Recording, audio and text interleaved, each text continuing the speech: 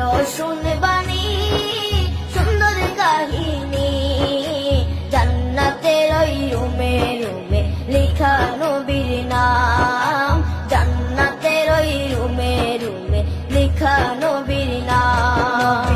রহমতে আলম নূরে মুজাসসম, রহমতে আলম নূরে মুজাসসম, সাহাবীরা আতর বানায় ওই নবীজির ঘাম, সাহাবীরা আতর বানায় ওই নবীজির ঘাম, সাহাবীরা আতর লাগায় ওই নবীজির ঘাম, সাহাবীরা আতর লাগায় ওই নবীজির ঘাম। ও শোনে হান্নানা একটা খেজুর গাছের নাম, যাকে ধরে খুতবা দিতেন রাসূলে আখির।